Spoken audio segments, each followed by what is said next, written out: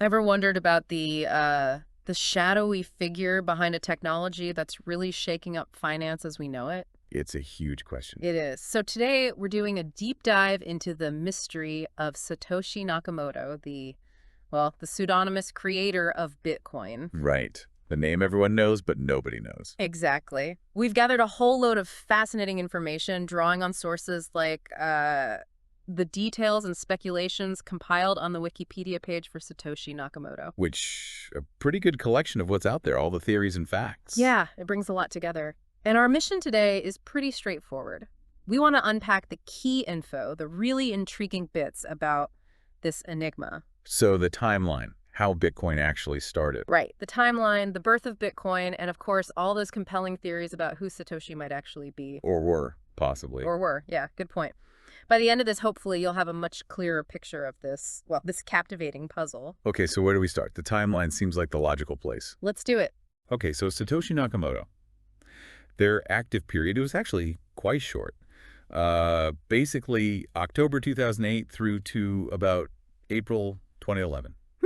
Not very long when you think about the impact. Not at all. It's pretty remarkable what happened in that, what, 2.5 years? Totally. And some huge milestones in that window. Like August 2008, that's when Bitcoin.org was registered. Right, the domain name came first. And then just a couple of months later, October 31st, 2008 Halloween, actually the famous white paper dropped. Yes, Bitcoin, a peer-to-peer electronic cash system, popped up on the cryptography mailing list at metsdow.com.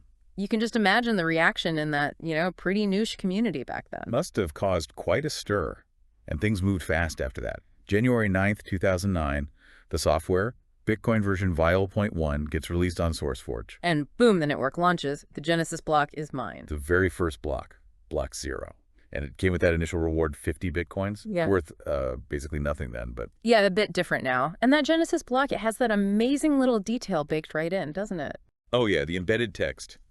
In the Coinbase transaction, that's the first transaction in the block that creates the new coins. Uh-huh. It says, the Times 03 Jan 2009, Chancellor, on brink of second bailout for banks. Wow. So it's like a digital timestamp, proving it couldn't have been mined earlier. Exactly, it anchors it to that specific date. But everyone reads more into it, naturally. Yeah, it feels like a comment, right? On the whole financial crisis happening at the time. Definitely. It's widely seen as a critique of, well, fractional reserve banking, the instability that everyone was feeling, maybe even a hint at why Bitcoin was created. Like planting a flag right at the very beginning. So Nakamoto launches it, but they didn't just walk away immediately. No, they were very involved for a while, collaborating with other developers, refining the code. Really until about mid-2010, Nakamoto personally managed all the changes to the source code, which, looking back, shows how centralized it was initially. Right, under this one unknown person or group's control, before it started becoming more decentralized. And then came the handover. It seems quite deliberate. How so? Well, Nakamoto gradually passed the reins. Control of the source code repository, the network alert key.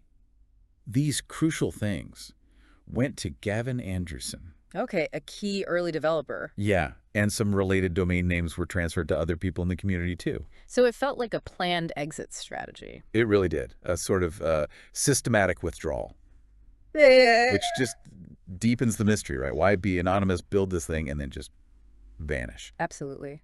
Which leads us straight into the whole persona, the identity question. The million-dollar question, or perhaps billion-dollar question now. Yeah, probably. So who is Satoshi Nakamoto? Or who was Satoshi Nakamoto? The name obviously sounds Japanese. Right. And there was that profile, wasn't there, on the P2P Foundation website? Claimed to be a 37-year-old man living in Japan. Yeah, but almost all the serious speculation points elsewhere, doesn't it? Towards experts in cryptography, software, maybe in the US or Europe. And a key reason for that doubt early on was the language. The English. Exactly. The English used in all the forum posts, the emails, the code comments, it was flawless. Native level, idiomatic English. Which seemed unlikely for someone whose first language was Japanese, perhaps. That was the thinking for many, yeah. It Yeah. just didn't quite fit. It felt more natural, maybe British or American English. And that P2P Foundation profile you mentioned with the age, it also had a birth date, April 5th, 1975. Which sounds specific. Random, maybe? Or maybe not. Some people have dug into that and think it might be a nod to U.S. history. April 5th connects to Executive Order 6102, the one about confiscating gold back in 1933. And 1975 relates to when restrictions on gold ownership were repealed. Huh, that's obscure. It's been called extremely political, if it is intentional, a very specific, almost coded reference. Interesting. It adds to that idea of a creator with strong political or economic views. Mm-hmm. But then there's the other big question. Was it one person or team? Right. What did the people who interacted with Satoshi or the code think? Well, you had people like Dan Kaminsky, the security researcher. He looked at the code and thought it could be a team of people, or maybe just one genius. So hedging his bets there. Kinda. Then Laszlo Hanyecz, the guy famous for the Bitcoin pizza purchase, he worked with Nakamoto on the code. He felt it was too well thought out, too clean for just one person. Okay, so leaning towards a team. But then Gavin Anderson, who took over from Nakamoto, he described Satoshi as a brilliant coder, but added it was quirky. Quirky suggests a single distinct personality, maybe. Perhaps. It leaves the door open for either possibility, really. A lone, slightly eccentric genius, or a small, highly coordinated team. And we mentioned the English. There were specific linguistic clues too, right? More than just fluency. Oh yeah, definitely. The analysis of the writing, the forum posts, the code comments, it consistently showed use of British English. Like what specifically? Things like spelling color and gray, the British way, using maths instead of math, terms like flat for apartment, and even phrases like bloody hard. That's pretty telling if it's consistent. It was quite consistent.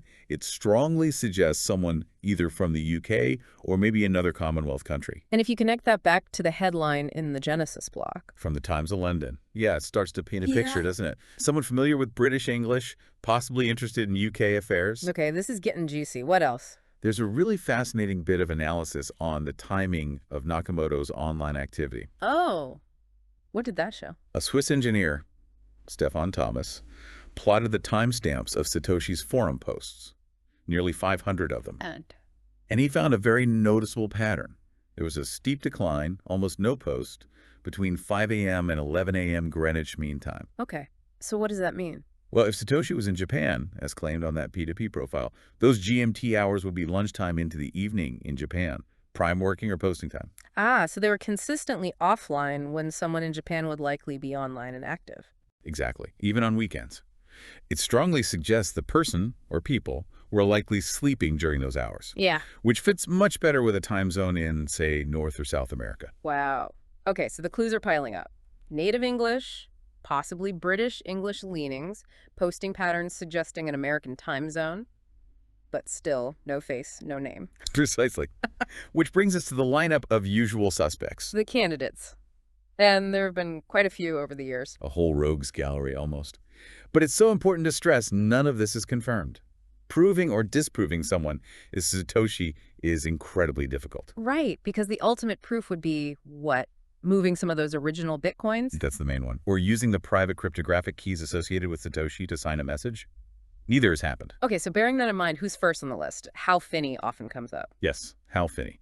A true cypherpunk pioneer, incredibly respected. He was involved right from the start, literally the first person besides Satoshi to run the Bitcoin software. He received the first Bitcoin transaction. And he lived near someone named Dorian Satoshi Nakamoto. That seems coincidental. Very coincidental. Yeah. Plus, some linguistic analysis stylometry actually found Finney's writing style was the closest match to Satoshi's known writings among various candidates tested. Okay, that sounds compelling. It does. But there were counter-arguments. Theories that maybe Satoshi used Finney somehow, maybe as a ghostwriter, or even framed him subtly. But Andy Greenberg, the journalist, did a deep dive. He looked at Finney's emails with Satoshi, his Bitcoin wallet history, and Finney always denied being Satoshi. Plus, the linguistic firm, Juola and Associates, later found that Satoshi's emails to Finney actually matched Satoshi's public writing style better than Finney's own writing did. So the analysis sort of exonerated him in a way. It leans that way, suggesting Right. he was likely telling the truth. And sadly, Hal Finney passed away in 2014. Right. Okay, who's next? The other Nakamoto, Dorian. Ah, Dorian Prentice Satoshi Nakamoto. Yeah, that was a huge story in 2014 when Newsweek ran a cover story claiming they'd found him. I remember that. What was the evidence there? It was mostly circumstantial, shared surname, obviously. He had a background in physics, had worked as a systems engineer on classified defense projects, reportedly had libertarian views. Okay, some overlap with the likely profile. And then there was this quote. When the reporter confronted him, he apparently said something like, "I am no longer involved in that and I cannot discuss it." Which sounds pretty much like a confession, doesn't it? It really does. It caused an absolute media storm. Hmm. Reporters camped outside his house. Oh, wow. But Dorian Nakamoto later very firmly denied any connection to Bitcoin.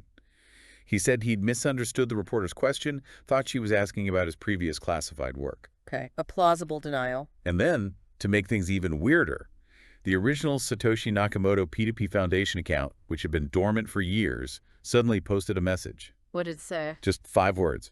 "I am not Dorian Nakamoto." Whoa, from the actual Satoshi account? Apparently. Although later there were claims that that account had been hacked, so it just adds more confusion. Man, it's like layers upon layers of mystery. Okay, who else is frequently mentioned? Nick Szabo. Nick Szabo, yes. Another very strong candidate in many people's eyes. He's a computer scientist, legal scholar, cryptographer. Crucially, he developed a concept called BitGold years before Bitcoin. Right. BitGold was a precursor idea, very similar in some ways. Very similar. Yeah. Szabo was also known to be interested in using pseudonyms.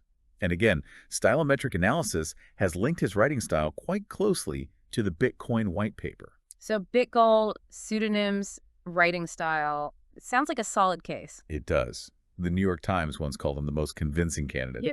And author Dominic Frisby built a detailed circumstantial case for Szabo being Satoshi. But Szabo has always denied it, consistently.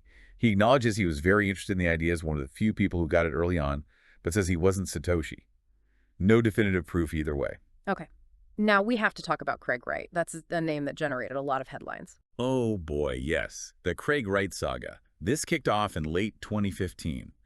Wired and Gizmodo published articles based on leaked documents suggesting Wright, an Australian academic and businessman, was either Satoshi Nakamoto or part of a partnership with his late friend, Dave Kleiman, using the Satoshi pseudonym. So initially presented as a possibility, maybe even a probability. Yes, although even those initial articles floated the idea it could be an elaborate hoax. Wright himself claimed the name Satoshi Nakamoto was partly inspired by Tominaga Nakamoto, a Japanese philosopher, plus Satoshi meaning intelligent learning. Okay. But the wider Bitcoin community wasn't convinced. Not really. Many prominent figures were immediately skeptical. There was a lot of debate about the evidence he presented. He put up a blog post supposedly offering cryptographic proof. But experts like Peter Todd and Jeff Garzik analyzed it and said, basically, it didn't prove anything. It wasn't a valid signature using Satoshi's keys. So the technical proof fell flat. Completely. Dan Kaminsky, who we mentioned earlier, called it intentional scammery. The consensus among cryptographers was that he hadn't proven his game. And then things got legal, right? Very legal. Wright started suing people for libel if they denied he was Satoshi. He also filed for U.S. copyright registration for the Bitcoin white paper and early code. Does that mean anything? Did the Copyright Office say he was the author? No. The Copyright Office made it very clear. They don't investigate the truth of claims made in registrations. Registering doesn't mean they verified he actually was the author. It's just registering a claim. Gotcha. But the really big development was the UK court case recently. Absolutely definitive. March 2024. The UK High Court, in a case brought by COPA, the Crypto Open Patent Alliance, ruled unequivocally. Craig Wright is not Satoshi Nakamoto. Wow.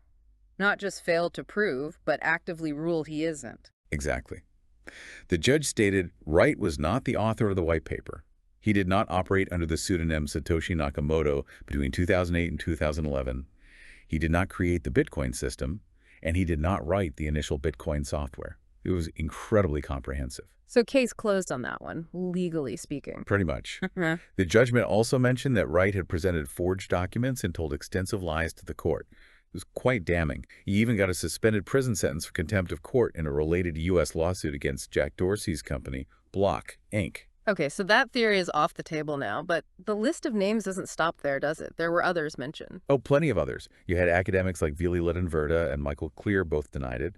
There was a patent application by Neil King, Vladimir Oxman, and Charles Bry that used a similar phrase to the white paper. They all denied being Satoshi. Japanese mathematician Shinichi Mochizuki denied. Even early Bitcoin devs like Gavin Anderson and Jed McCaleb have been suggested. Less likely maybe, given their known roles. Probably. Then you get wilder speculation, government agencies, which Vice look into. a retracted claim linking Satoshi to Ross Ulbricht of Silk Road fame.